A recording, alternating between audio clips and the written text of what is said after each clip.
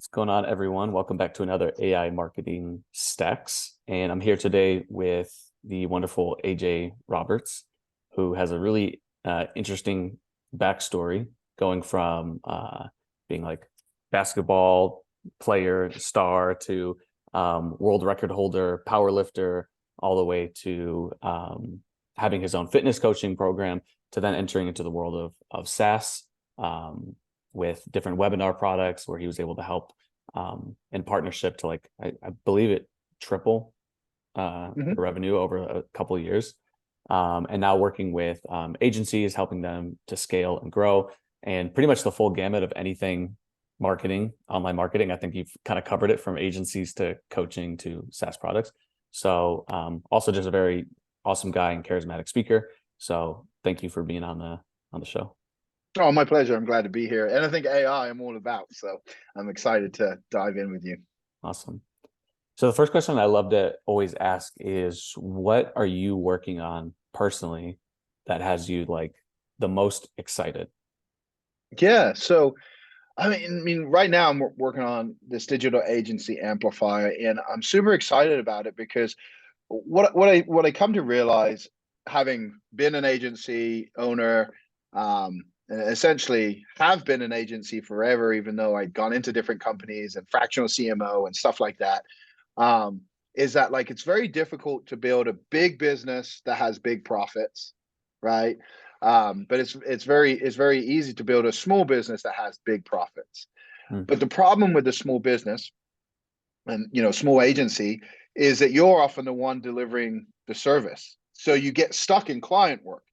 And when you're in that mode, you serve your clients, you do great, but there's inevitably usually a point in time where like that relationship either comes to an end naturally, or something changes in the business or changes with what you're doing, and you're not able to get the same results, and they either want to bring it in-house or find a different agency. And these are just natural relationships and the way things end. Some will last a long time, some will last a short time. But the problem is, when you're stuck in client work, you're not out there getting new clients. Mm. And so you're constantly in this scramble mode if somebody no longer wants to work with you. And the thing that's got me so excited is that with AI, you can essentially duplicate yourself, like, and deliver client work at such a rapid pace.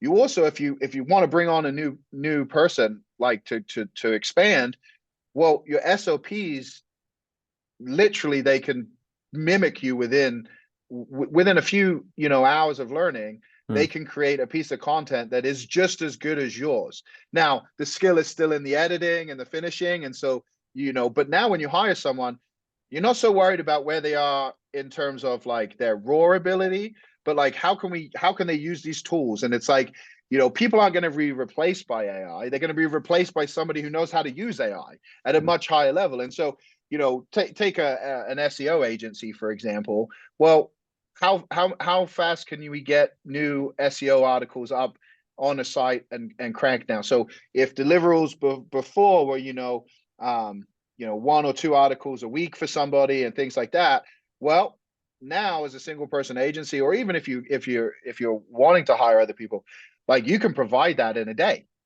So Mm-hmm. you've got two choices, right? You've got the logical choice, which we all should do, which is work less and then just enjoy life more, right? And then you've got the American dream that everybody does, which is, oh, I've just tripled my productivity or quadrupled my productivity. I can take on 4 times the clients because I have extra time. What's exciting about it is it gives you now more control and power over your company, and you don't have to give away so many things. And if there is things that you need that you don't have the answers to, well, now you've got a personal assistant that you can spend a few hours doing research from, get an idea of what you want, and now you are a more educated agency owner, or any business owner, and you can go and find those people that can do the things that and you actually have some level of understanding. So you're not going to get duped by people the way you used to, who could just talk a good game because they knew how to sell. Now you actually can go and learn something very, very quickly without buying a course or investing tons of money. How do YouTube ads work? What are the best performing YouTube ads? These ads have millions of views. What makes them so special? Now we go to our, someone who's going to make YouTube videos for us. We say, I want my ads in this format, right? And so we're able to be more collaborative. We can work better together. We have a better understanding. And to me, that's just makes business exciting, because it's this like, window of opportunity. Like, we all know eventually that you're not going to need much and you're going to get a pretty finished product, with the simple input, because someone's developing the software that has all the knowledge in the background that might not be on ChatGPT 4 or on DALI or whatever, right? Mm-hmm.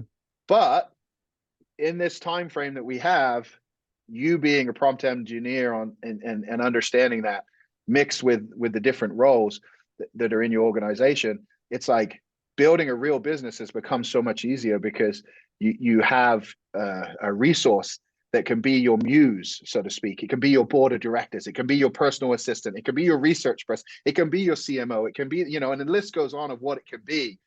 And as long as you continue to take action, you do fine.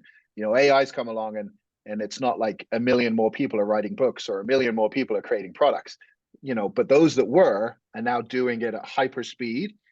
And that's exciting, because speed is often a very good key to who's going to get the money. No, no, 100%.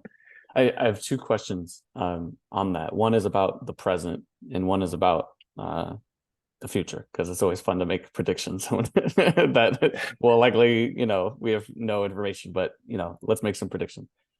From the present, when you go and work with an agency, what do you see as like the most obvious low-hanging fruit, in terms of like where they can start to plug in AI or plug in automations to increase output, do whatever? What are some of like the first things that you'll look at when you're working at the agency? I think the first thing anyone should do is what is that skill that they deliver as an agency, right? Personally, I think it's way easier to be an agency that is like a social media agency or an email agency versus being a full marketing agency. And the reason for that is that depending on the type of clients you get, oftentimes if you're a full scale agency, you'll do one thing over here for these people and one thing over there for those people, right? Because the business is different or whatever. So it puts you in a difficult situation, because you're not doing the same thing all the time. So first of all, the depth of knowledge is more broad, right? Because it's spread out. But when you're an email agency or a social media agency, the biggest thing you can do is train your AI to essentially understand how you develop your assets for your clients, right? If you can train it, now the speed becomes so much faster. So for example, with email, you can take all the emails you've wrote, you can upload them, you can have it analyze it for writing style, you can make it create a prompt to write in that style. And now when you have an idea, you just say, like story, yesterday, well, today's Halloween, right? So we're going trick-or-treating, lesson learned this. And then it understands the structure of email, it creates that email. Now, sometimes these AI things act like pirates or super hypey, and you're like, what are you doing? But The now pirates. you have now you have a first draft of the email within 5 minutes, Yes. right? And so that now you take that and you tweak it versus sitting there with a blank screen. Mm-hmm. And so, like, if you can look at it like, okay, I got this email and I want to promote this on social, and they say, okay, like create 3 social blurbs for me. Now, what kind of image would go with this? And it gives you, and then you've created, an image prompt. You take that, you put it in the image prompt, then you go over to, one of these image generators, you dump that in, you get an image for the post. And it's like something that would have taken 2-3 hours now takes 15 to 20 minutes, right?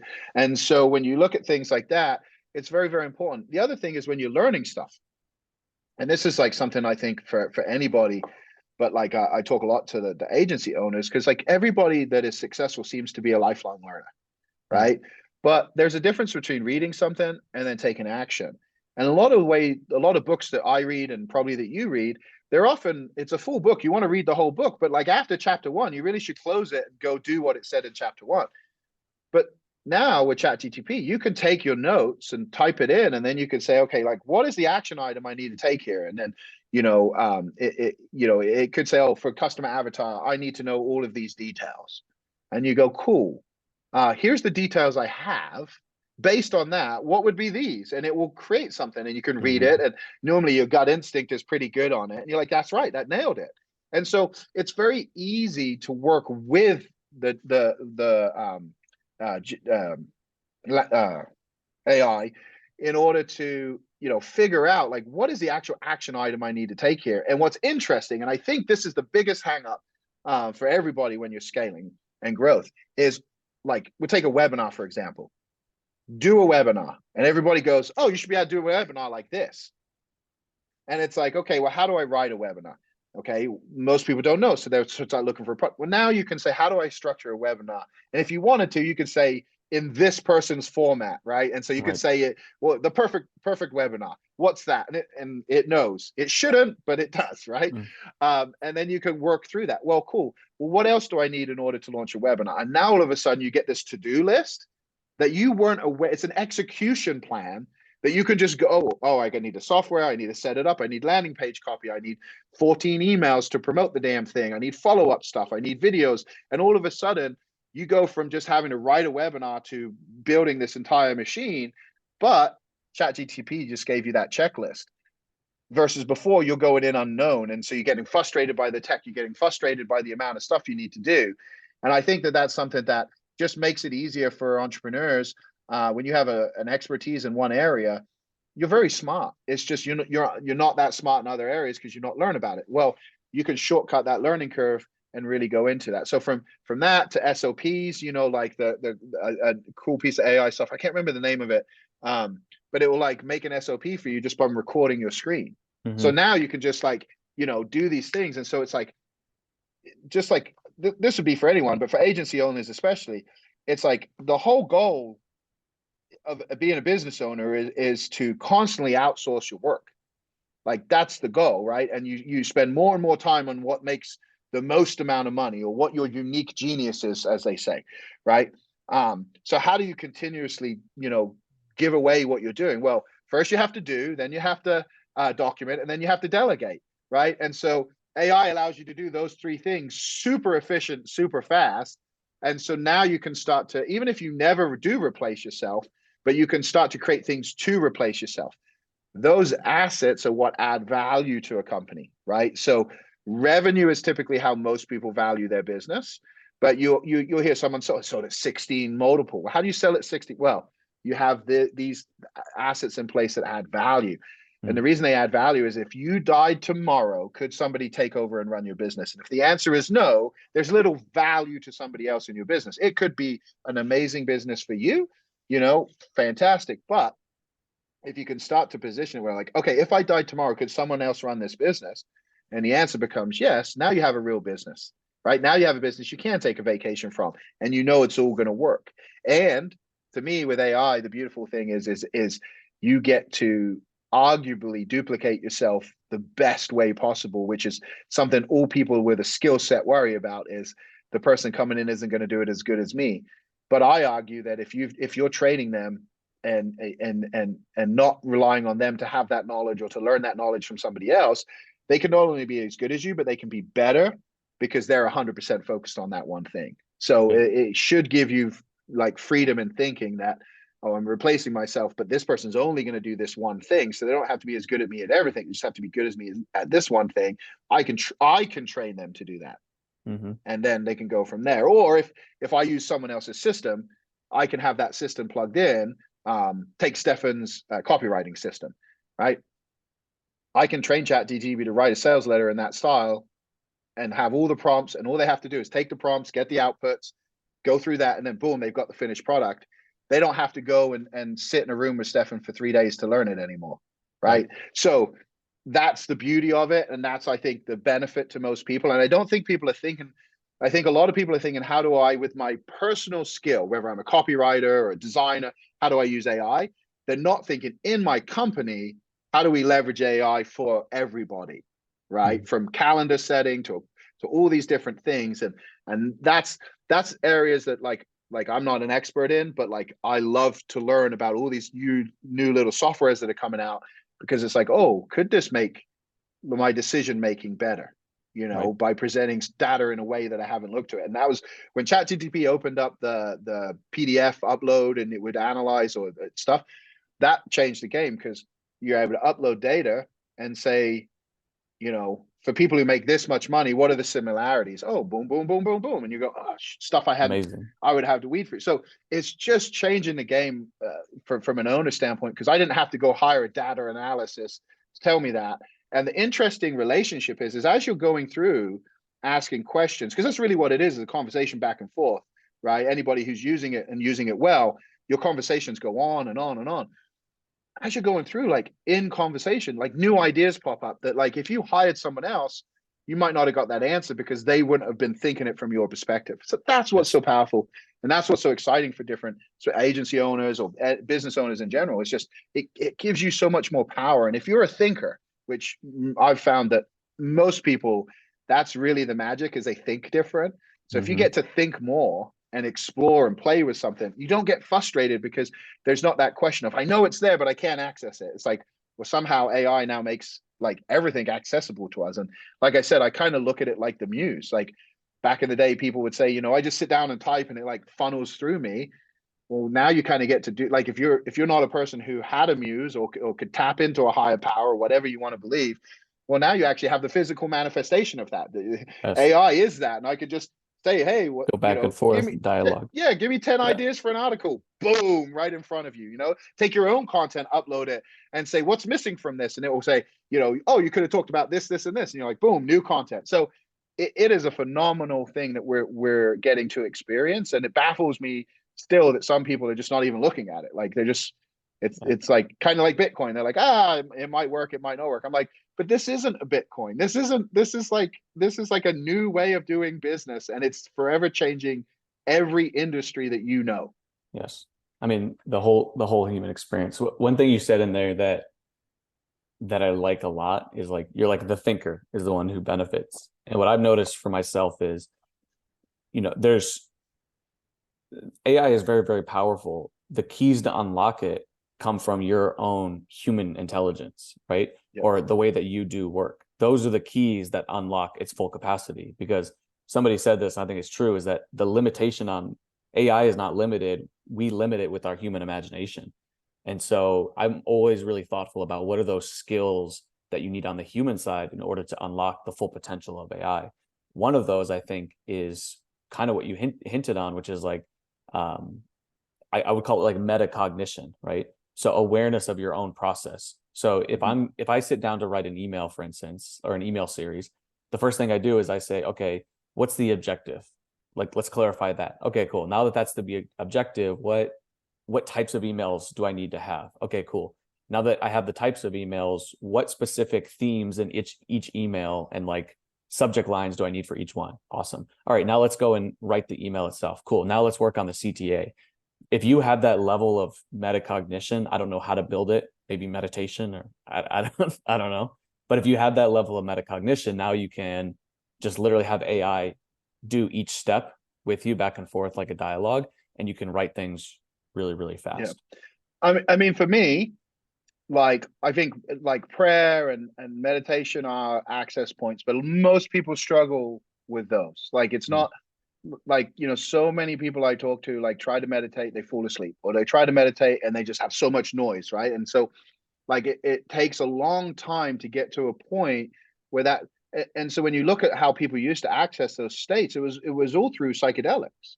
Mm. I mean, you look at some of the greatest things, and then you find, oh, Steve Jobs did acid. Well, no, I'm not surprised. But it takes you out of the conscious into the subconscious or into this, world that we don't necessarily see on a day to day, whether it's conditioning, whatever you want to call it, who knows. But now we actually have access to this, you know, uh, other brain that like we struggle to access regularly. And the thing for me is if you look back at the history of chess, that's the most beautiful example of what we're dealing with. Yes. They tried to get a machine to beat a human forever, and they couldn't. Right? That's kind of where we are right now. You try to get ChatGTP to write you a perfect article without human edit. It's always going to be better with a human edit, right? Humans can still write stuff just as good as, if not better than ChatGTP or any of these other like Bard or any of those, right? Cool. But there's going to come a point where ChatGPT will outperform most people. But just like chess, what happened was human teamed up with the AI, and then they beat the humans. And what they found is one is logical, right? And the computers are programmed, and they can only do what they're programmed to do. And then humans have creative thinking. We have no idea where creative thinking comes, and we do not know how to program anything to be creative thinker. And so until those days come, it's just the way it is. And all the research says we don't understand how the human brain works. Like you've heard we use 20% of our own brain. Even if we use 60, 80, 95% of our brain, we know for fact there's an unknown portion of our brain that we can't understand. So if we don't even understand our brain, how are we going to program something else to be, at the end of the day, we are training it, but it's not going to suddenly figure out like these altered states. It's not going to figure out dreaming. It's not going to figure these things out.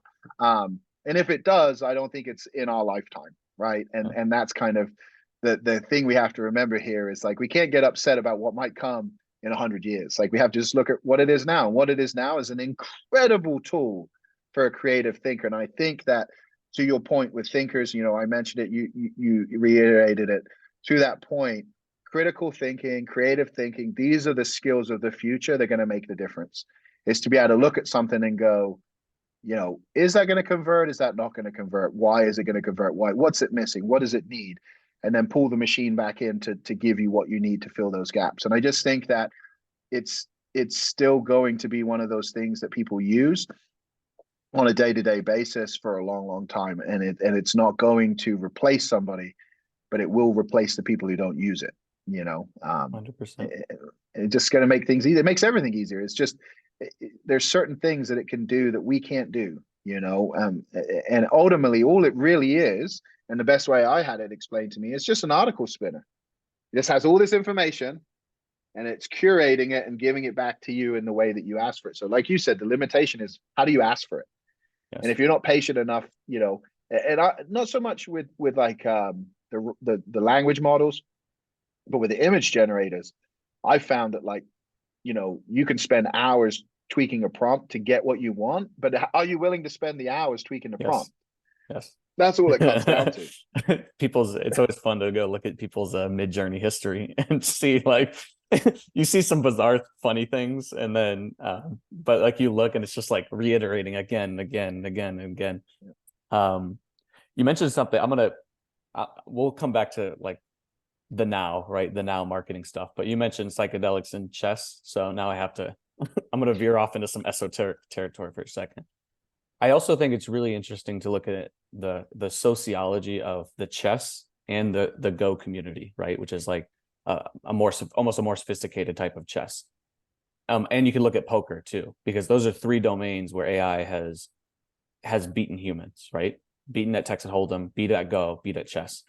Looking at the sociology of it, you have some players who completely quit the game because they were like, I'm not the best. I can't beat this computer, so I quit the game. You have others who now are using it to train themselves in order to get better players and improve the quality of the game.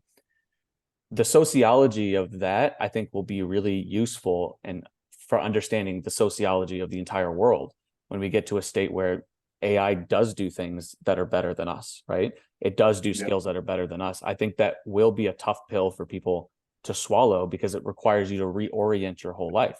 And I think, mentioning psychedelics and altered states of consciousness and even religious experience or meditative experiences, you start to realize that there's a whole spectrum and a whole world of human experience that we as a mass culture have only sort of scratched the surface on. And it's like, we spend a lot of our days, we're attached to, I'm going to spend 8 hours of my waking life writing emails, right? And oh my God, I don't get to write emails anymore, or I don't write emails as fast. And it can have this feeling of like being replaced, not just losing jobs or income, but I think people also worry about losing purpose. Like if I'm not the best at this, if I can't get good.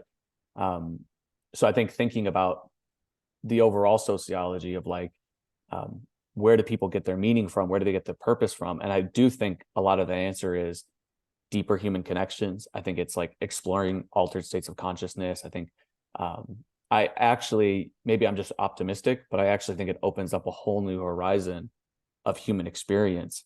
It's going to be a tough journey to navigate culturally because people are attached to their way of living. But Yeah.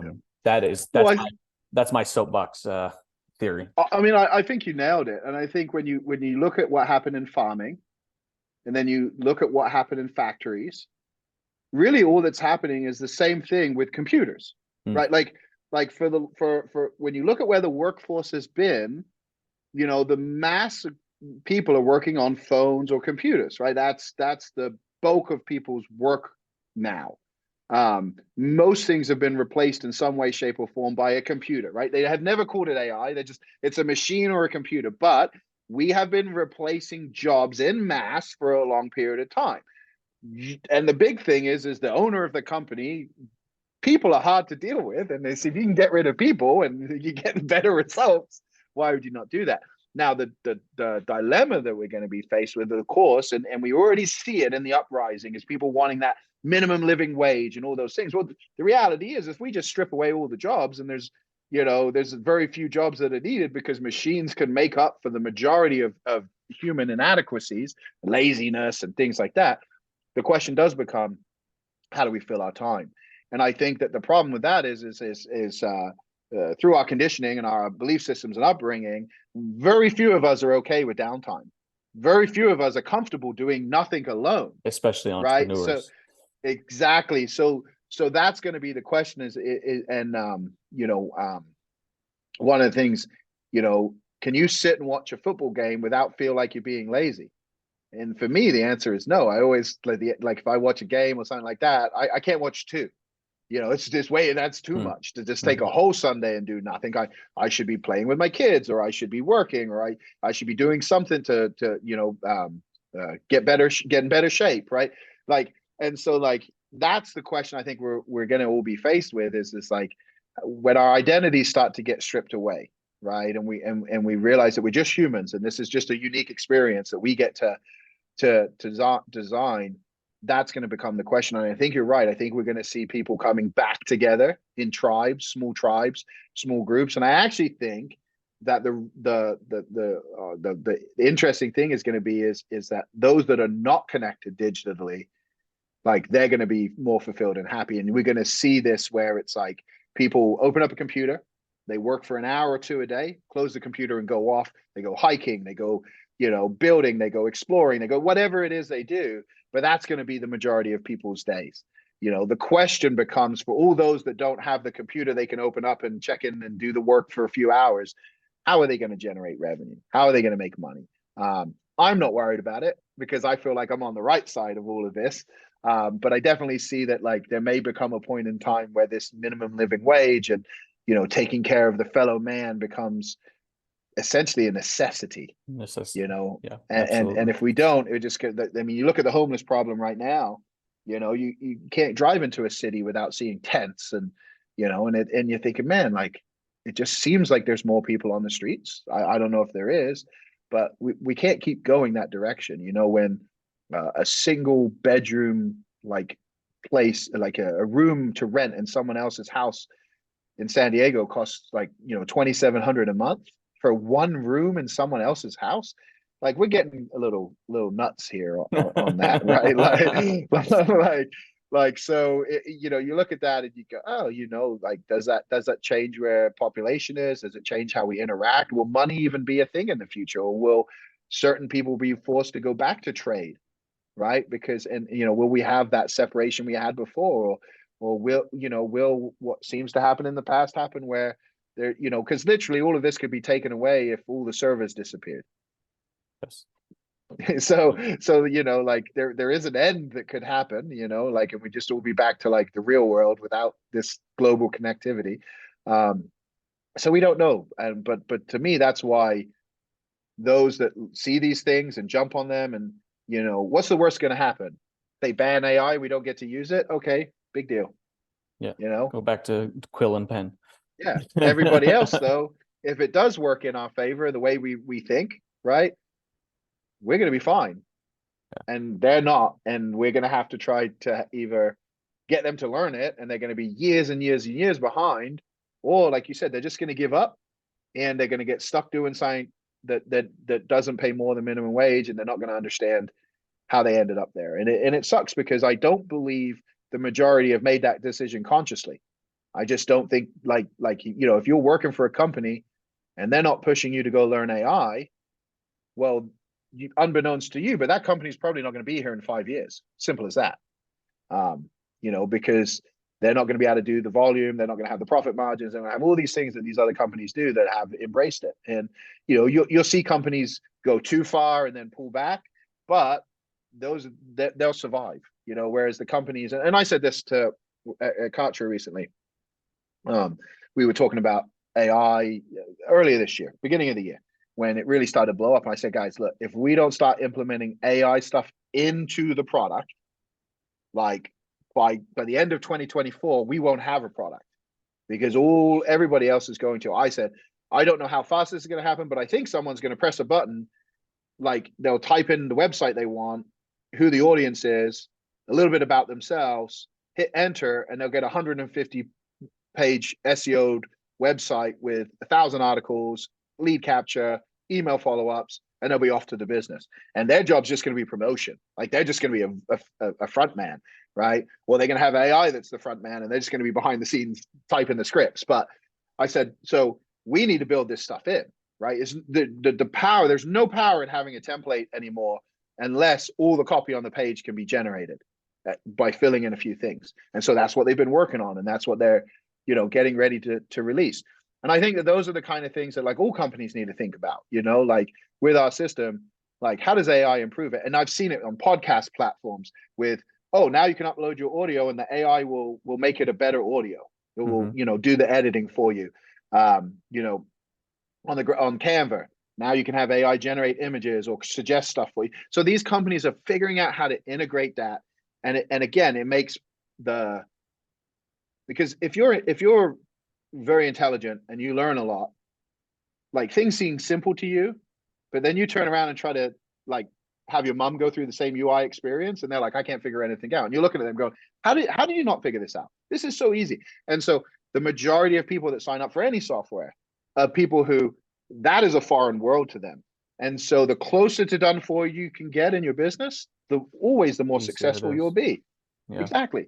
And so that's the game changer for everybody. And so again, if you're in a business or you're in, they're probably not listening to this podcast, but if you are and you're working for a company and you haven't heard anything about AI, you probably should start looking for a new company because there's a good chance that one ain't making it for the next 10 years, That's true.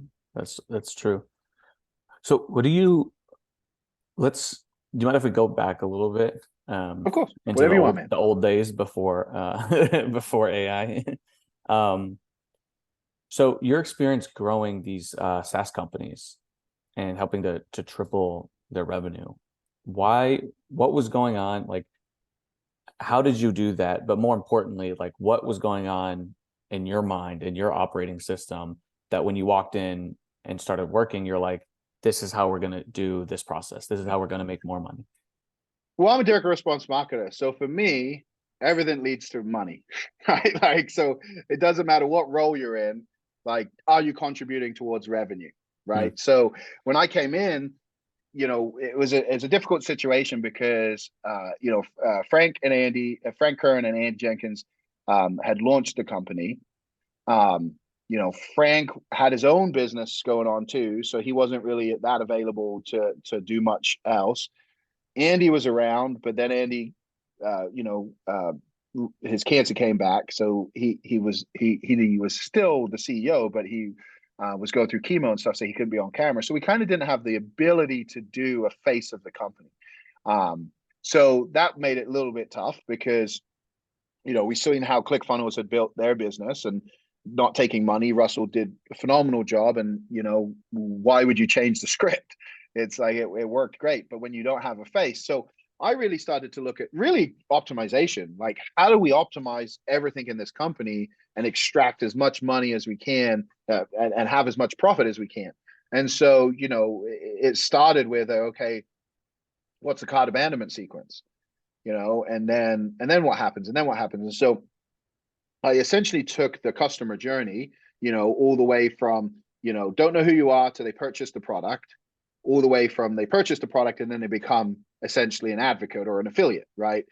And look at that journey and say, okay, right at the conversion process, trial user to paid user, this is the, if we can improve this by 5%, boom, like that's a huge increase in our revenue. And so I just started looking for the easiest opportunities in order to make more money, versus going to the beginning of the customer journey and say, okay, these people don't know who we are, they don't have a problem, they're not even looking for a solution, so we got to entertain them, we got to capture them, we got to build a big list, and then like we got to ascend them through. No, I'm looking for people who, they know they got a problem and they're looking for a solution, and they're looking at software, they're comparing ClickFunnels and Kajabi and Kartra, and they're all comparing it. So how do we attack those people? How do we find those people? Other people, they're already on a platform, but they're unhappy. How do we get those people to come over? And so we just started looking for those opportunities, because what I knew was that small changes make big differences. And so if we could optimize all of that, then in terms of, massive increase of client acquisition didn't need to happen, because we would just, like, our conversions were improving, our stick was improving, our churn was reducing, right. The lifetime value of the customer was going up every single month.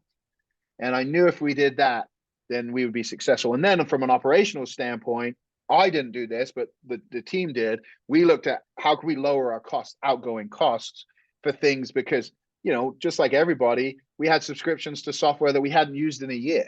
Right. But we had it because we used it. We were using it heavily at one point, and then we slowly stopped using it, and nobody checked. And so we went through and we were removing subscriptions and contracts that didn't serve us and things like that.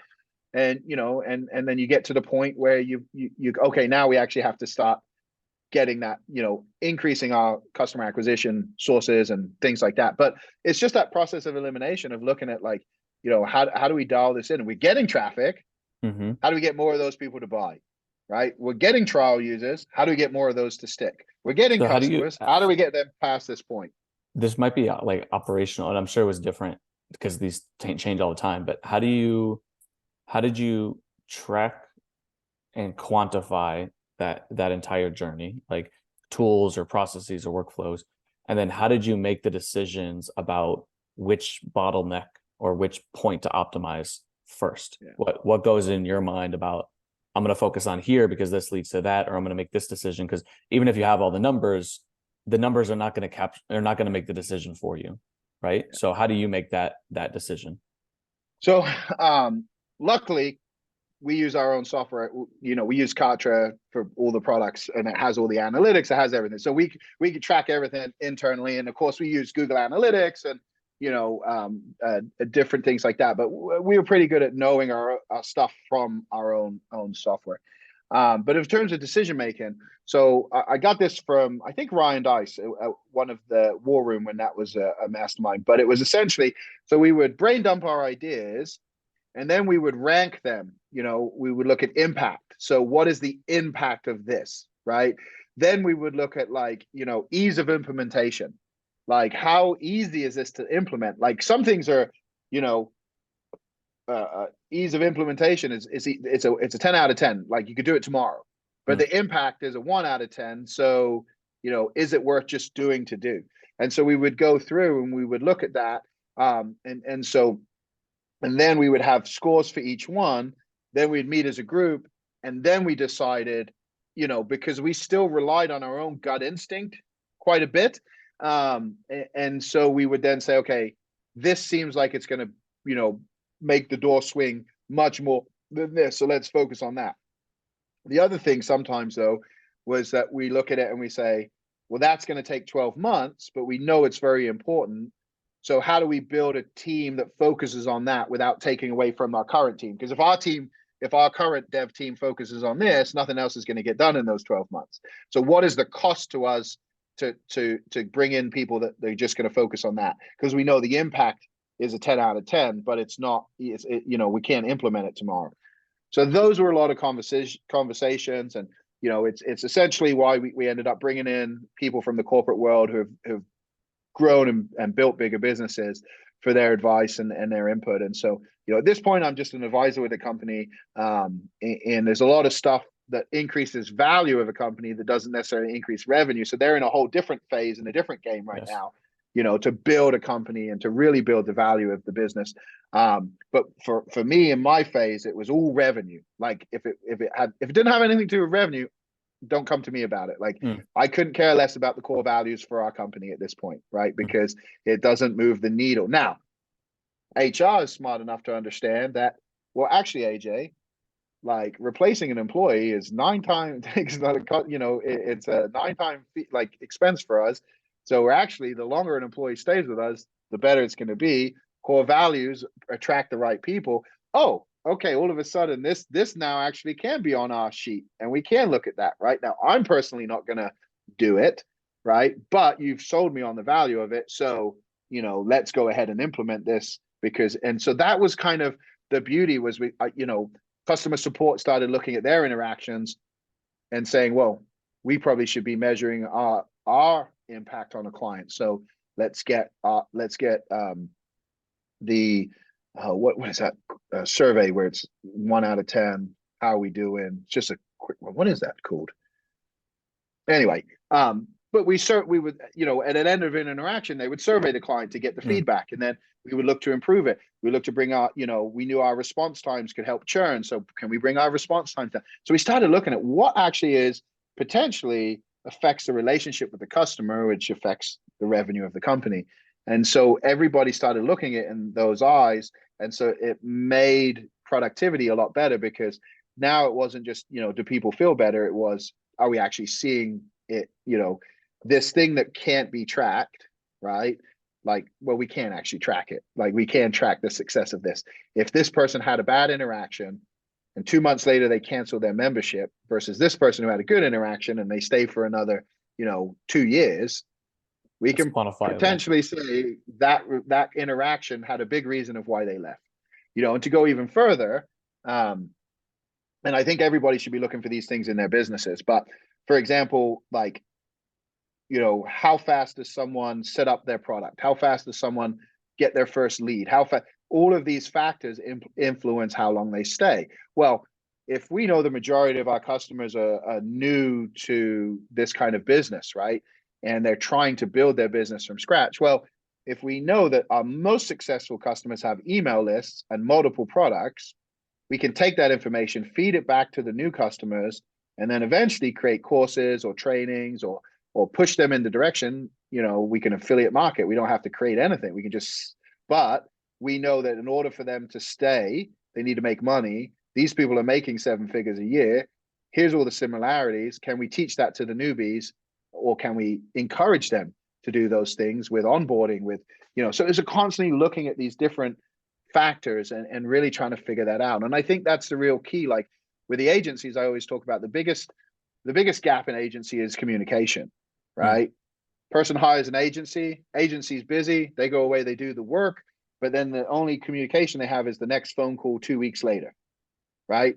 The business owner is not seeing anything happen, doesn't get it. The phone call comes around, they're coming to the call and they got a million questions. Whereas if you just sent a daily report or a weekly report, or they had something they could look at, they could see all the progress that's being done, and even if it was a shared checklist, to-do list, and they could just see everything being checked off. So it's just about looking at everything and saying, okay, like, how does this affect the revenue, and what small things can we do to improve that relationship or improve that statistic.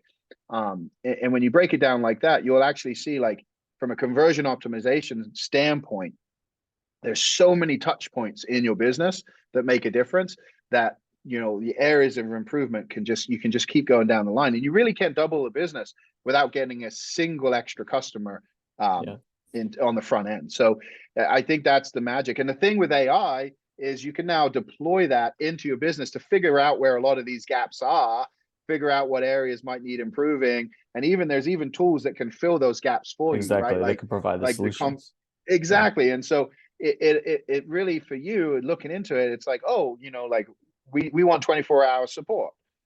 Okay. Like you can have people all around the world. That's what we do. We have people here in Romania and South Africa, to do that. But with AI, now if you put all your knowledge base into something and it has all the answers, and then every ticket that ever comes in also feeds that knowledge base, Now, in terms of chat, there's probably a level that it can get to, and then you can train it when it gets to the point where it can't help anymore. It can say, I'm going to turn this into a ticket with our entire conversation, and as soon as and that person's going to feel like, okay, well, I moved forward, and so it just is it's just gonna allow people to do more, and really turn the experience of getting results into a norm, right? Like, and they're gonna, and if you can quantify your results and it becomes factual, right?